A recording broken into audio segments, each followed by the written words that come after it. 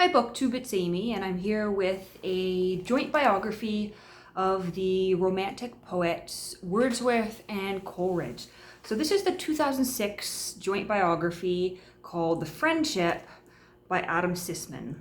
And I read this after reading a much more recent biography of William Wordsworth, Radical Wordsworth, that came out earlier this year or late last year, I think. But I dove in to this, which outlines their lives in the context of their friendship.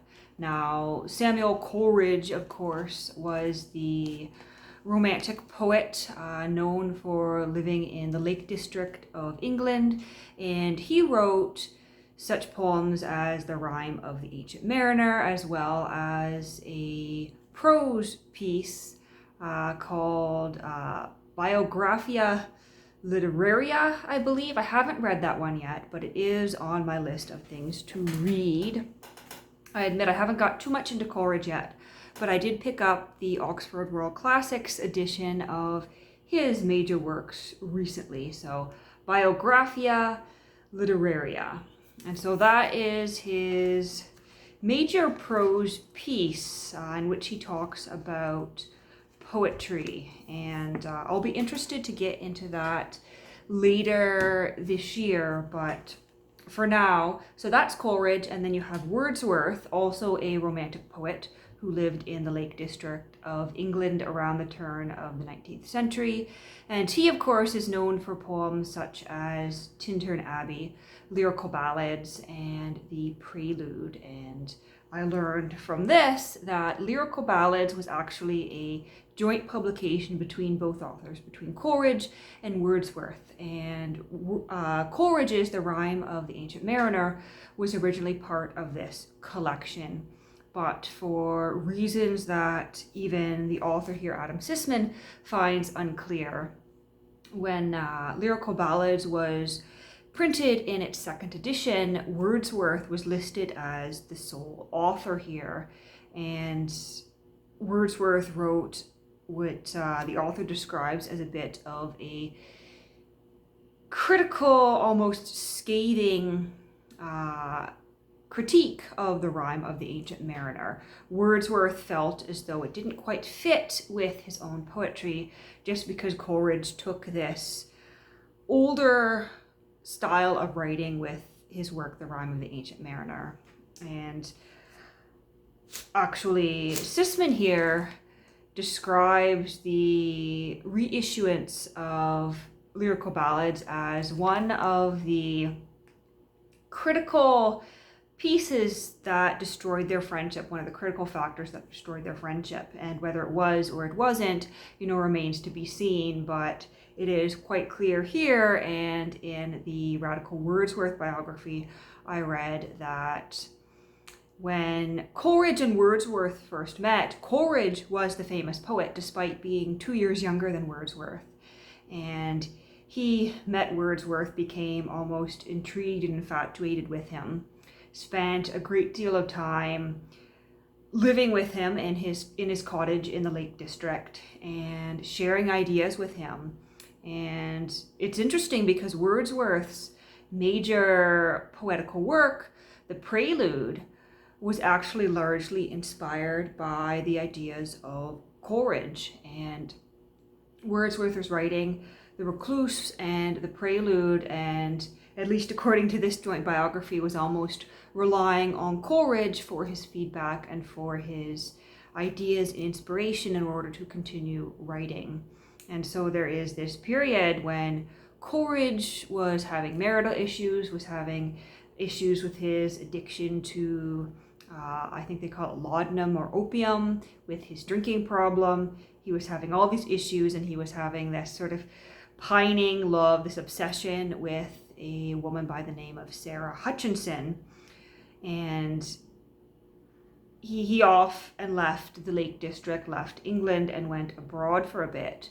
And Wordsworth is described as sort of being in anticipation, unable to continue on with this great poetical work because he is relying on the expertise and the influence of Coleridge, who unfortunately, when Coleridge returned, he was still in low spirits and he had lost a lot of the vivacity of his youth and wasn't really the young man that Wordsworth had grown so close to and been inspired by. And so towards the end of their life, their friendship really fell apart.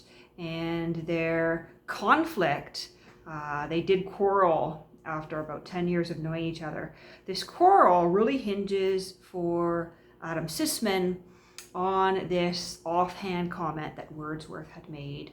So Coleridge had been living with Wordsworth and his wife Mary, his sister Dorothy, and Mary's sister Sarah, who Coleridge was in love with.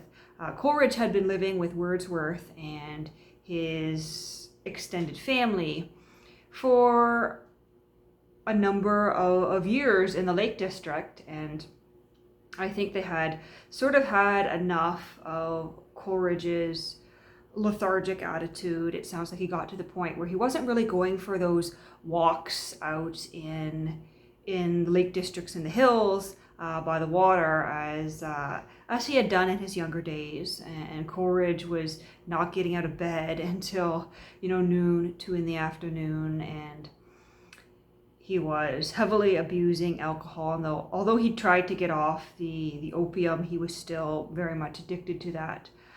It sounds like he was just not in a good place, and because of that, he was sort of bringing down the household and worrying Wordsworth. And so Wordsworth made what sounds like was an offhand comment to a mutual friend whom Coleridge was going to stay with about not serving too much alcohol to Coleridge, and the mutual friend went on to repeat this in a crass manner, pissing off Coleridge and making him feel betrayed, leading to that fracture in their friendship. Now, in this book, the author does not mention another incident which the author of Radical Wordsworth feels contributed to the fracture of their friendship, and that is Sarah. So Wordsworth's sister-in-law Sarah was living with sort of this extended family in the cottage in the Lake Districts, and Coleridge was very distressed over his unrequited love. It doesn't seem as though Sarah was interested in him very much at all. I mean, first of all, Coleridge was married. Second of all, although he was a great poet and very artistic and intelligent, he obviously had substance abuse issues that would probably lead to Sarah also not wanting to engage in a relationship with him. I mean, I'm sure Sarah had lots of reasons for not wanting to be in a relationship with Coleridge, and there's no need for us to speculate about why. The simple fact is that his love was unrequited, and there is this incident described in Radical Wordsworth where Coleridge believes that he saw Wordsworth in bed with his wife Mary and his sister-in-law Sarah. And whether that happened or not, I mean, that's not for us to speculate. In Radical Wordsworth, the author sort of passes it off as, it's cold at night. They may have just been, sleeping in the same bed together, or perhaps it was not something that happened at all. But the author, Adam Sisman here, doesn't discuss that at all. He briefly mentions that Coleridge may have had some idea that Wordsworth was involved with Sarah as well, but he doesn't take it too seriously here, and that is not taken into account in the fracture of their friendship. But in the very tiny last portion of the book, it is explained that they did eventually reconcile, but not to the extent that they regained that intimacy they had in their youth, because there was a time when Coleridge and Wordsworth were almost inseparable. They had what I guess we today would call a bromance. They lived together with Wordsworth's sister Dorothy. They spent hours on end, days on end, just talking and discussing and coming up with ideas and taking walks. And they had this very close relationship, which as they matured, as they grew older, as Coleridge had a family of his own, as Wordsworth married and had a family of his own, they grew apart and their relationship was fractured. And although, as I said, they did sort of make up, it wasn't back to that intimacy that they had had earlier in life. And in fact, they began to criticize each other in their writing, and Coleridge went ahead and published a poem that Wordsworth didn't want published because it was about him. And although Coleridge had removed a few lines, Wordsworth, I guess, was still a little bit perturbed. But overall, this was an excellent book, definitely interesting to read about the relationship between these two men. And if anything, it leaves me even more interested to read the poetry of Coleridge, to read the poetry of their contemporaries, so Southey and Lamb and Sir Walter Scott as well. But also I am curious to learn more about Dorothy, because in Radical Wordsworth it was sort of brushed over, but in this biography, this joint biography, it's revealed that Wordsworth himself didn't do a lot of his own physical writing. He would dictate to his sister Dorothy and eventually to his wife Mary, and it was really the women in this household who did a lot of the physical act of writing things down.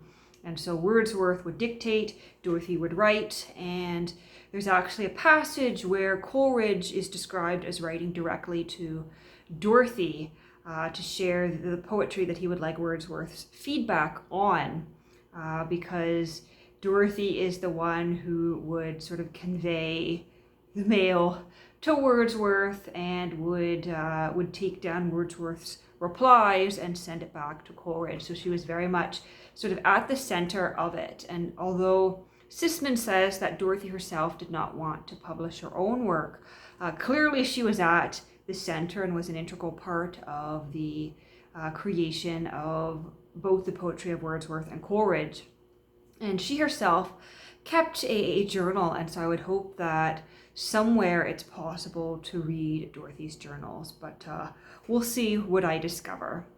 Now, the one thing I was concerned about in this joint biography was the author sort of picking sides between Coleridge and Wordsworth. And when I was about a third of the way through, I really thought the author had picked Wordsworth, was siding with Wordsworth.